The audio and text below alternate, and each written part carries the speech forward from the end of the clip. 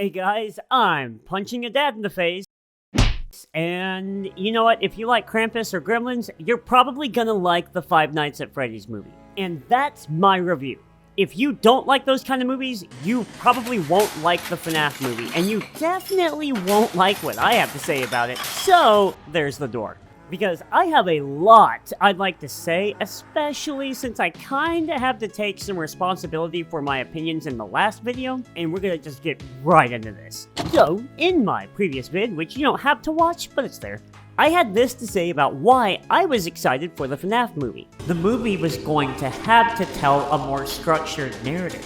Naturally, of course, the movie didn't release on Thursday until after I was finished coaching and training and everything else in the world, so I had plenty of time to be exposed to the reviews for it. And obviously, they weren't exactly positive. And the few non-reviewer people I'd also seen posting on Twitter about the movie were equally unimpressed. But then, I watched it with my fiance, and we really enjoyed this movie, with the exception of the opening scene, which I'll talk about in like 2 minutes. The difference between my reception and the critics at large was so big, it reminded me of my experience with Godzilla King of the Monsters, which, for the record, is another movie I will 110% talk about on this channel. I only bring it up because it didn't feel like we watched the same movie here. So, the horror genre, besides being looked at with general distaste by Hollywood as a whole, is a spectrum.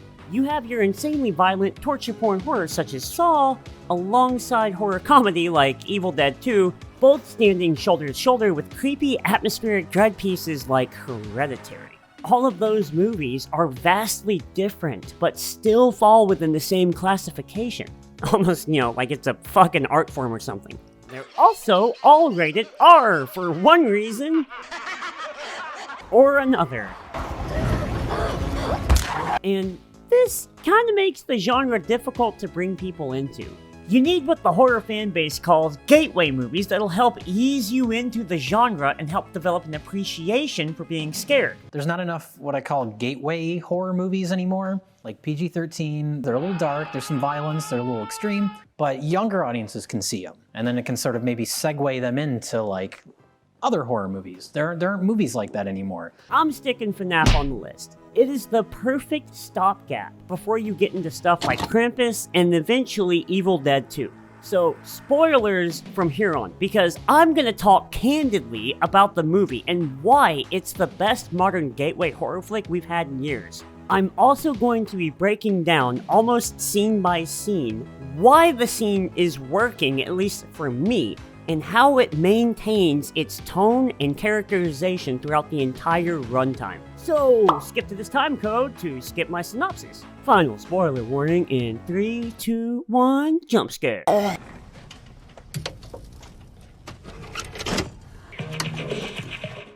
If the FNAF movie did one thing right by me, it absolutely nailed our lead protagonist, Mike Schmidt. The very first thing we see this guy do is drop and give us 20. I know, it sounds like I'm being just an idiot jock. But as a viewer, this immediately tells me he's an active person. And what's more, is that it feels like every new scene they stick him in during the first act tells us just a little bit more about our lead. His first interaction with Abby is rushed and abrasive. His first interaction with a co-worker is discussing his belief in dream theory and the hopes he can interact with his dreams, which of course the co-worker is dismissive of. And then the next thing Mike does is speedrun losing his job the only way he knows how, by whooping a parent's ass in front of their kid. This scene does a ton for me personally. For one, it tells me that Magic Mike here isn't above using violence, nor is he willing to let silly shit like rules or children watching get between him and his goals. Finally, this all sets up how attentive Mike is to his surroundings, as any good FNAF player would be. The very last scene of setup involves Mike and the villainous Aunt Jane, and we see that even though he loves his sister and wants to protect her, the man is painfully aware of just how much of a fuck-up he is. After the doc points out how Mike is always in Abby's drawings, the man literally makes the call to action and accepts the night shift job at Freddy's from career counselor Shaggy. Every trait the movie establishes for Mike is maintained, reinforced, and justified throughout the rest of the flick. Why is he so attentive to his environment? because it turns out Abby and Mike had a middle bro that got kidnapped on Mike's watch when they were young, which is also why he's obsessed with dream theory, so that he can remember what the abductor looked like, so that we can logically assume he can punch them in the face. And he works out so that he can punch even harder. Another important character trait is that he's shown to be obsessive and focused on what he wants. Hell, when the revelation that they're actually dealing with ghosts finally happens, Mike's not in disbelief. Instead, he not only accepts it, but tries to take advantage of the paranormal shit to further his own interests. And that is just so fucking cool to see in a horror movie, especially the protagonist. The very last thing I want to note about Mike is that his decisions are not only what drives the plot forward, but he's also very vulnerable and punished for them throughout the entire flick. This guy is constantly getting his ass kicked and is knocked out no less than 3 separate times in the movie. Like at the very end here, when Silly Willy kicks him with those Air Force buns, it knocks Iron Mike the fuck out, just like it would anybody else. All this is shaken not stirred into a cocktail for what people in the entertainment industry call an active protagonist. Now, let's talk about the golden rabbit dying in the room. TLC Punk here turns out to be William Afton, lead villain for the franchise. Despite being adequately unsettling and still Punk full of all the manic slasher energy he's always had, Bill here didn't exactly get enough time to cook in this entry. When we get to the story segments, I'll break it down further, but for this movie especially, despite clearly recognizing Mike after fumbling on his last name, Mr. Michael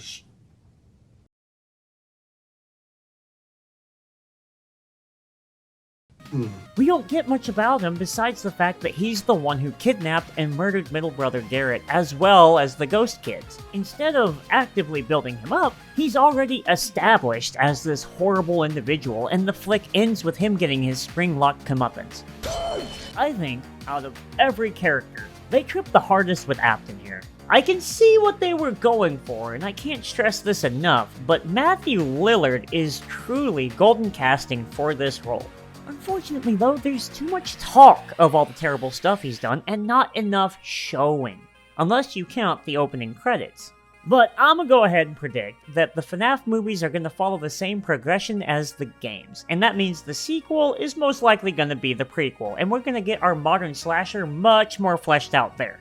But let's talk about the next Afton. Vanessa, William's daughter and toy thief, is the foil to Mike's character. Check this out. While Mike is constantly searching for answers, Vanny here already has them. If Mike is willing to throw hands and get up in the problem's face, Vanessa would rather avoid it. Hell, even their designs, if I'm using the correct word here, reflects this. The bunny in blue is always well kept, proper, and clean, while Mike always looks like he just took the gold in a bum fight. Finally, they're both connected by a sense of guilt to the past. Much like her father though, too much of a great backstory is told to us in the movie rather than shown. And we're actually kinda led to believe she might have known the missing children before they got Aftoned. So I guess that brings me to the missing children. Full disclosure, the star animatronic ghosts don't have any character, and in my book, this is easily the second biggest flaw of the movie. I just wish there were more to talk about with them. I suppose you could make the argument that each of the kids gets a kill in the movie, and you could interpret a bit of their personalities from the way they took their victim out. But I feel like that's me doing the work for the movie, you know what I mean? And I don't really want to make excuses for what I see as an issue. Tell you what I'm not going to make excuses for is how great the animatronics look. These designs are so damn close to the games that if they're different, I literally could not tell you. And they look wonderful in every scene they're in. Even if they're not the scariest look in the world, they never really were to begin with. Also, I've seen a lot of people say they're not threatening, and I think that's genuinely unfair, since they end up killing just as many people as the Xenomorph did in the original Alien. And Mike gets hurt by them way more than Sigourney Weaver ever did. But hey, speaking of kills, we've got Max the babysitter and her brother Jeff with the Goon Squad. We actually get more characterization for them than we do their killers. For instance, half of Max's lines are about her desire to have money, hence why she's spying on Mike and Abby to begin with, and Jeff is shown to be protective of his sister, similar to Mike himself. Kind of another foil thing they got going on here. However, the goons barely have names, and let's be honest here. All of these characters are introduced for the sake of giving the animatronics a body count so we can see them as a legitimate threat. Ironically enough, the more active threat in the plot is actually Aunt Jane. So, a lot of criticism has been leveraged at this character in particular for her cartoonishly vile personality. And while I wouldn't exactly call this character layered, I personally don't see the problem here when she is obviously meant to play the same role as Mrs. Deagle from Gremlins. Also, maybe a hot take, but I think this version of that trope is done better because if you wanted to give our main character any more trauma, it would probably be by taking away his other sibling. Aunt Jane may be a cartoon, but the threat she poses towards Mike and Abby is very real. At least until Golden Freddy gets a piece. And that's gonna bring me to the last two characters I want to talk about. The cool thing about Abby as a character is that if she's a surrogate from the books or something, I got no idea. But I love the role she plays in this story.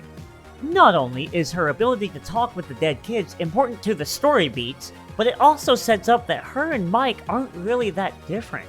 They're both not only drowning in the paranormal, but they're also awkward outcasts, and they genuinely care for each other, even if they don't express it well. If you look at the theme of this story as moving on from trauma and appreciating what you have, Abby is the perfect vessel to get Mike to understand that.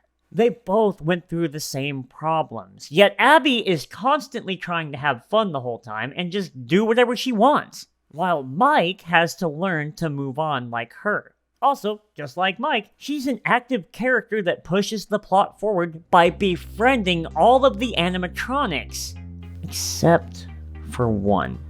The last character I want to talk about is Golden Freddy Kid. This may be contentious, but I feel GFK is a great example of a sparingly used antagonist. We know he's one of the missing children, and yet he's not considered to be one of Abby's friends, nor does she even know his name. But he is the one who talks the most in the movie out of the missing kids, and I think it's important to point out the only murder that doesn't take place at the pizzeria is when he kills Aunt Jane in their own home. Hell, after getting Abby to the restaurant, he just straight dips out until we see him literally close the door on Afton and the movie itself. In fact, I'd argue he was never after Abby to begin with. And I'm not sure what to make of it all, but what I do know is that this kid sets the tone in every scene he's in. But if we're gonna talk about scenes, it's time to get into the movie proper.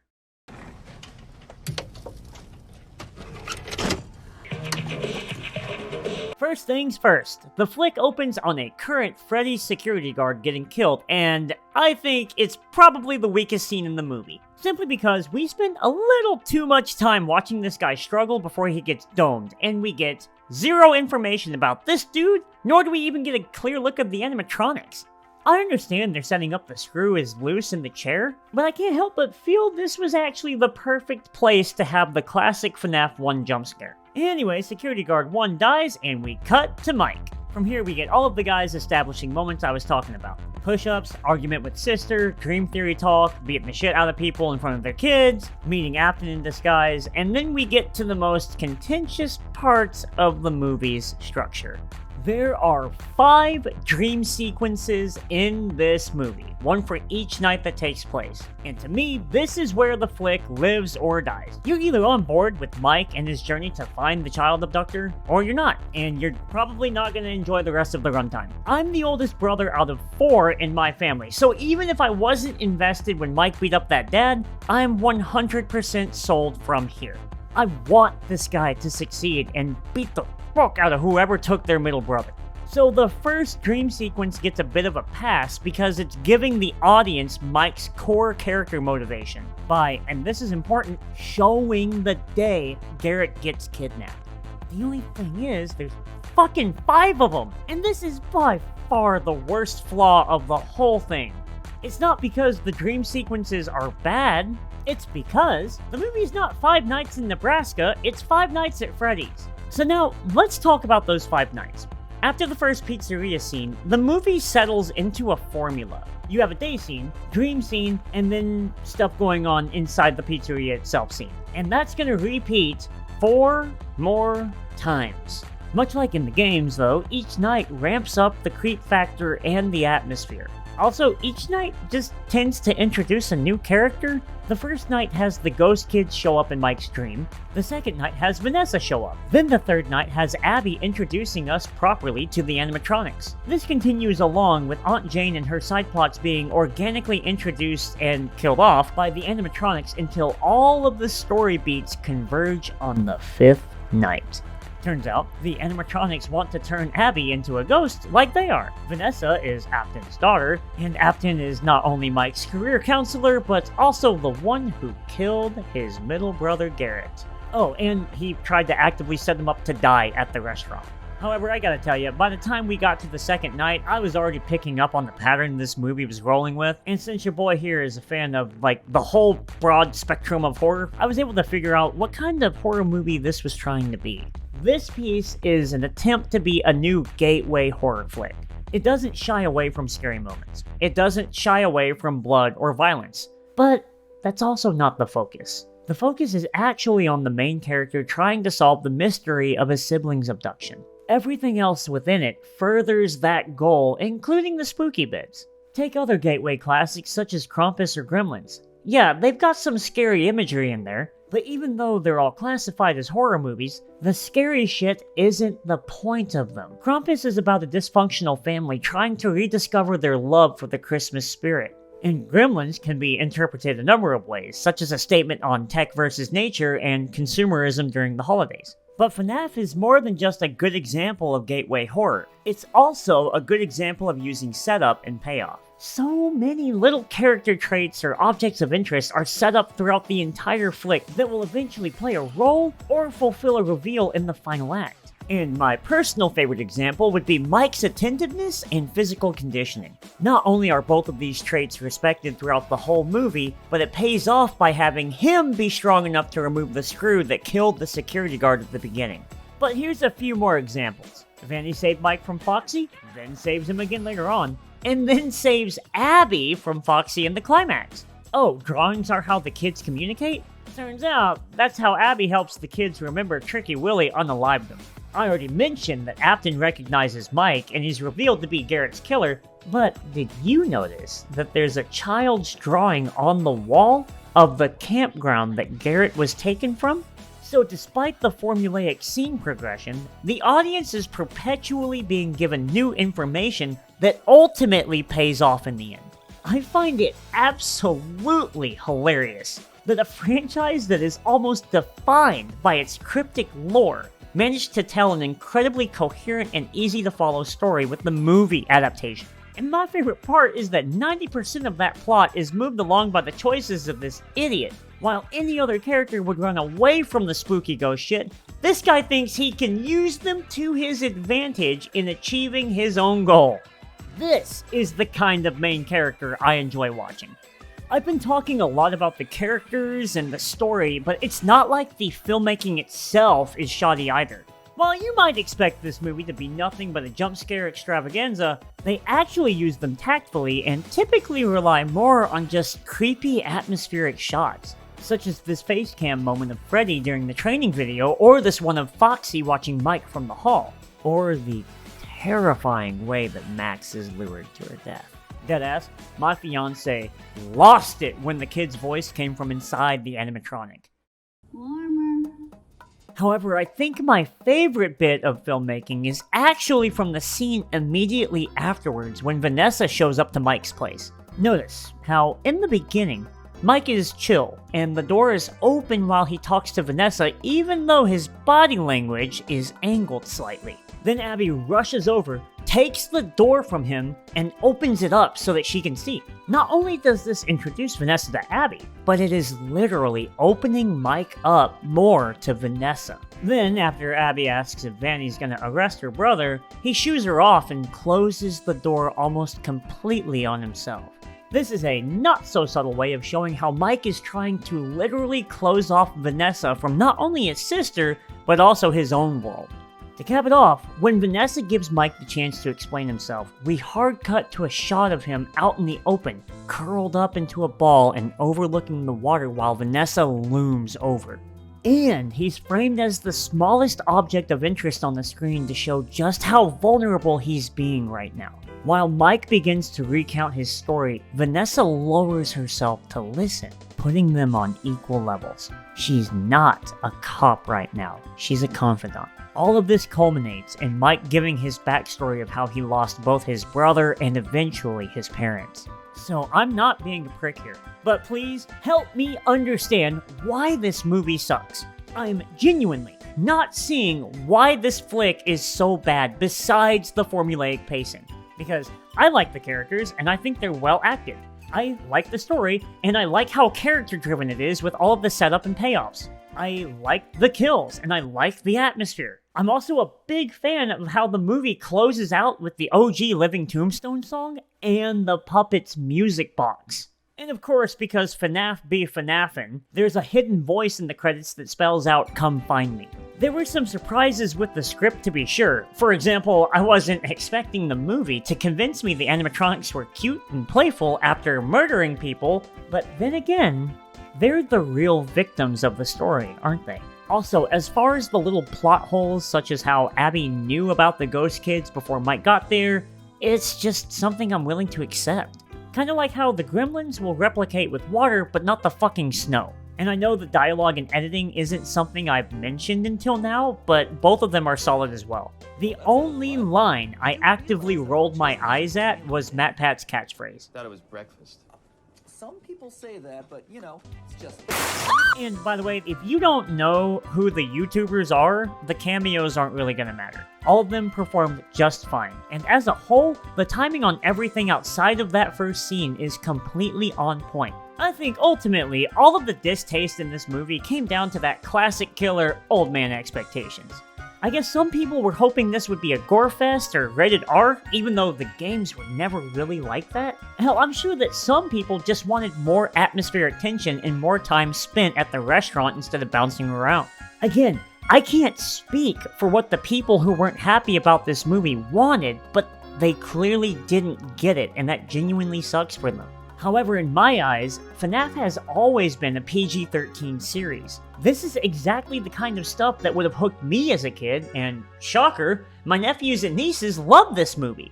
Honestly, I think the biggest problem with the flick is how long it took to get made, not necessarily the changes to the established canon. If you were a 12-year-old fan when the first game dropped, you're a full-on adult now, and this probably wasn't what you were looking for, especially if you kept up with the franchise. The last thing I want to say addresses how they changed the lore for this adaptation. In my opinion, this movie is the best interpretation of the franchise by far. Mike is a very strong active lead, and every supporting character is a foil, mirror, or challenge to who he is. And I personally am a huge fan of how both the technology and the paranormal aspects took a backseat to the story of Mike's search. I was given a lot of shit for that last video, and I want to make it completely clear that all the criticism leveled at me is totally fair. I'm sure this video is going to be equally contentious, and please feel free to let me have it in the comments below, but I hope at the very least that I shed a little more light on why this movie has such positive aspects, and how good it is at fulfilling the role of a new gateway horror movie. But that's enough out of me. As always, if you made it this far, all I can say is thank you so much for watching. If you want to support me, you know how to do it. But until next time, I'm bowing out, and I'll see you all later.